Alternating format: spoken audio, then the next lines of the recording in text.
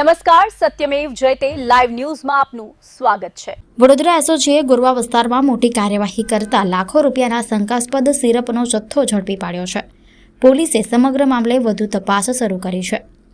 એસઓજીની ટીમે ગોરવાના નર્મદા નગરી વિસ્તાર પાસે દરોડો પાડી કુલ 16 બોક્સ સિરપ કબજે કર્યા હતા। પ્રાથમિક અંદાજ મુજબ ઝડપાયેલા જથ્થાની કિંમત આશરે 20 લાખ રૂપિયા હોવાનું સામે આવ્યું છે।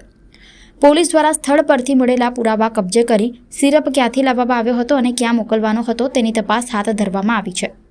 સપ્લાય ચેઇન સાથે સંકળાયેલા લોકો સુધી પહોંચવા માટે ટેકનિકલ તપાસ અને પૂછપરછ શરૂ કરવામાં આવી છે। હાલ સમગ્ર જથ્થો સીલ કરી આગળની કાનૂની કાર્યવાહી હાથ ધરવામાં આવી રહી છે।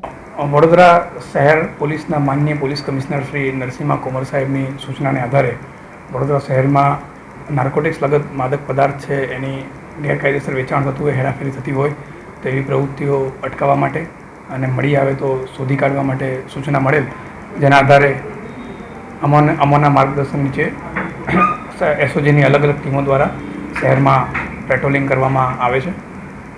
જે અંતર્ગત ગઈકાલે એસઓજીના હેડ કોન્સ્ટેબલ યુવરાજસિંહને બાતમી હકીકત હતી કે સમતા રોડ નર્મદા નગરી વિભાગ 3ની સામે આવેલા પ્રમુખ ફ્લેટ્સના ગ્રાઉન્ડ ફ્લોરમાં એક બંધ દુકાન પર માદક પદાર્થનો કોઈ જથ્થો પડેલ છે એવી બાતમી હતી।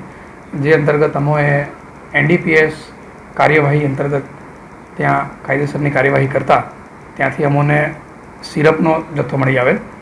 જે જથ્થાના આધારે અમે ત્યાં એફએસએલ અને ફૂડ એન્ડ ડ્રગ્સ ઇન્સ્પેક્ટરને બોલાવતા તેઓ દ્વારા ખરાઈ કરી અને તે જથ્થો કોડેઇન ફોસ્ફેટ સિરપનો હોય, જે એનડીપીએસ એક્ટને લગત હોય, ત્યારબાદ એનડીપીએસ લગતને કાયદેસરની કાર્યવાહી કરવામાં આવે છે।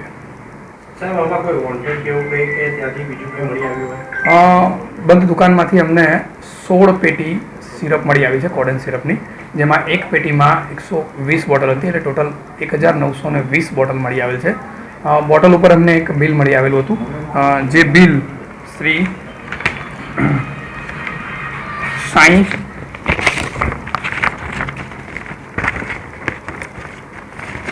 સાઈ લાઈફ કેર કરી અને એક દુકાનના નામનું એ બિલ હતું, જેની ડ્રગ ઇન્સ્પેક્ટરે ખરાઈ કરતા જે આકાશસિંહ ઠાકુરના નામે હતું અને આ વ્યક્તિ અગાઉ મેડિકલ પ્રેક્ટિસ માટેનું લાઇસન્સ મેળવેલું હતું, જેણે પોતે 2025માં એ લાઇસન્સ સરેન્ડર કરેલું હતું।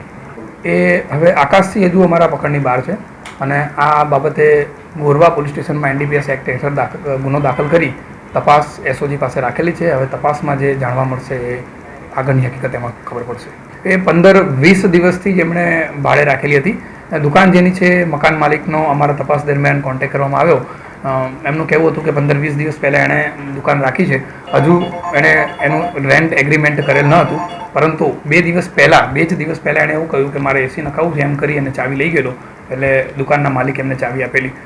લાઇસન્સ કેન્સલ થયા પછી, એકચ્યુઅલી લાઇસન્સ એનું કેન્સલ થઈ ગયા પછી એ આ કોઈ પણ પ્રકારની આવી કાર્યવાહી કરી શકે નહીં, છતાં એણે આ જથ્થો રાખ્યો છે। એની બી તપાસ ચાલુ છે અમારી। હા, એ અમારો તપાસનો વિષય છે।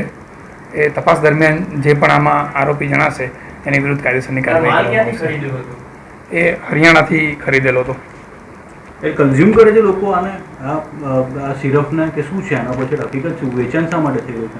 વેચાણ આરોપી પકડમાં આવશે પછી જ આપણને આગળની હકીકત ખબર પડશે કે એ શેની માટે લાવેલા હતા, પોતે વેચવાના હતા કે ક્યાં આગળ સપ્લાય કરવાના હતા। આરોપી પકડમાં આવશે ત્યારબાદ આપણને ખ્યાલ અમારી અંગત બાતમીના આધારે એ ખબર પડેલી હતી કે આ રીતનો કોઈ માદક પદાર્થનો જથ્થો અહીં આવેલ છે। 15 દિવસથી દુકાનના માલિકનું એવું કહેવું છે કે એને 15 દિવસ પહેલાં લીધેલી છે, પરંતુ આ જથ્થો અમારા ધ્યાનમાં હજુ આ ફર્સ્ટ ટાઈમ આવેલો છે, જ્યારે કાલે રેડ કરી એ તપાસ કરવામાં આવશે। એ તો એમના લાઇસન્સના આધારે ડ્રગ ઇન્સ્પેક્ટરને એ બાબતે વધારે માહિતી હોય કે એ કેટલા એના યુનિટ્સ લઈ શકે એમની પાસેથી।